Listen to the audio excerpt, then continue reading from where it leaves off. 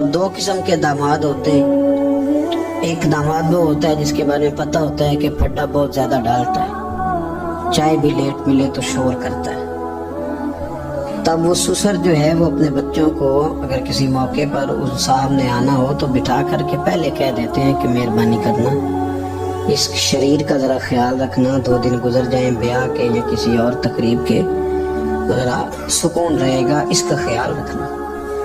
दूसरा जो है वो नफीस आदमी है, उसको कोई परेशानी नहीं, उसको पता है कि रोटी घर भी मिलती है, या मैं मेहमान आया हूँ तो अब उसके रिश्तेदार वो कह रहे होते हैं कि इसकी खैर है, ये तकलीफ नहीं देता। अब ये जो साहब हैं ये कहते हैं जनाब मैंने हर चीज खींच के रखी हुई है, मैं जाता हूँ तो सब कोई सीधा हो जाता है। वो भाई आपके शर से बच रहे हैं लोग, आप जो अजियत देते हैं उससे बच रहे हैं, आपको इज्जत नहीं दे रहे। इज्जत तो वो दूसरे को मिल रही है जिसके बारे में कहा जा रहा है कि ये अच्छा आदमी है, ये तकलीफ नहीं दे रहा। तो हमने इज्जत के हुसूल के लिए, शोहरत के हुसूल के लिए, अपना आप दिखाने के लिए अपने आप को कमजोर करना शुरू कर दिया। बहुत सारी जगहों पर यूं महसूस होता है कि ये आदमी शायद मिन्नत करेगा और शायद ये हाथ बांधेगा कि मेहरबानी करो मेरा भी नाम ले लो किसी तरीके से, और बड़े बड़े लोगों को ये बीमारी लग जाती है। अल्लाह ताला ने माली तौर पर, इल्मी तौर पर कुव्वत बख्शी हुई है, एजाज दिया है, लेकिन वो इस खौफ का शिकार है कि मेरी इज्जत नहीं है, कुछ 4 बंदे मेरा नाम ले लेते ना। एक हदीस पाक है, उसको याद रखें। नबी करीम अलैहि वसल्लम ने इरशाद फरमाया कि जो बंदा दुनिया में शोहरत का लिबास पहनेगा, अल्लाह ताला उसे जिल्लत का लिबास पहना देगा। ये बुखारी मुस्लिम की हदीस। क्या मतलब है इसका?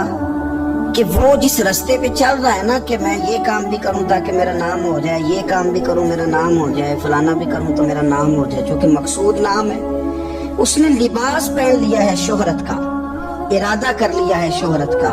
माना ये कि उसने अपने ऊपर तारी कर ली है, जिस तरह लिबास पूरे वजूद पे ढांप लेता है, इस तरह उसने शोहरत ही शोहरत अपने ऊपर तारी कर लिया, तो फिर रब उसे रुसवा कर देगा।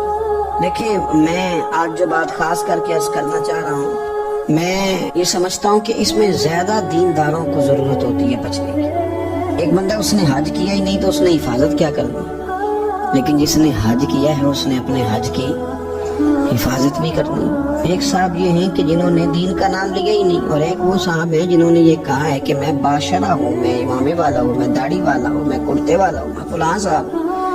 तो आप बजाय इसके कि बगैर दाढ़ी वाले पर तंज कर रहे हैं, आपने अपने आप को महफूज करना है, इन चीजों की आपने हिफाजत करनी। दीनदार लोगों की तो अब सारी चीजें इस तरह हाईलाइट होने लगी हैं, दिखावा होने लगा। यानी दुआ मांग रहे हैं तो फोटो अलग है, नमाज पढ़ रहे हैं तो फोटो अलग है। यानी आंसू किसी शख्स के आ गए, किसी शेख के, किसी पीर साहब के, तो वो आंसुओं पर फोकस करके लोगों ने उसको भी बेचा मीडिया पे, फलाना आदमी रो पड़ा, फलाने आदमी ने रुला दिया।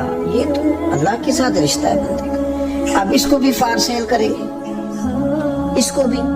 हजरत उमर फारूक रज़ी अल्लाह ताला अन्हु मस्जिद में तशरीफ लाए तो एक साहब बैठकर बड़े जोर से रो रहे थे, लोगों के बीच अल्लाह को मना रहे थे, दर्द की बात कर रहे थे, सोच की बात कर रहे थे, अल्लाह माफ कर दे, और तड़प रहे थे। और मजमा बड़ा था और हर आदमी पलट पलट के उन्हीं की जानिब देखता था। तो सैयदना फारूक आज़म रज़ी अल्लाह ताला अन्हु ने आज जलाल नहीं फरमाया, आज प्यार फरमाया। उसके करीब गए, जब वो फारिग हो गया उसको थपकी दी, फरमाने लगे ये जो तुमने लोगों के बीच बैठ के किया है ना, और तेरी दाढ़ी आंसुओं से भर गई है, ये 2 कतरे आंसुओं के तू अकेले में बैठ के बहा देता तो रब तेरे ऊपर खास रहमत का नज़ुल फरमा दे। तो जरूरी है कि यहाँ जो है तूने बताना है कि मैं बड़ा मतलब आशिक के रसूल हूँ और मैंने जनाब बड़े आंसू बहाए हैं नाज शरीफ पे। आ जाए रोना तो आ गया, कंट्रोल नहीं है, मैं तो आ गया। और अब तो बकायदा प्रैक्टिस की जाती है कि पढ़ने वाले ने भी रोना है, सुनने वाले ने भी रोना।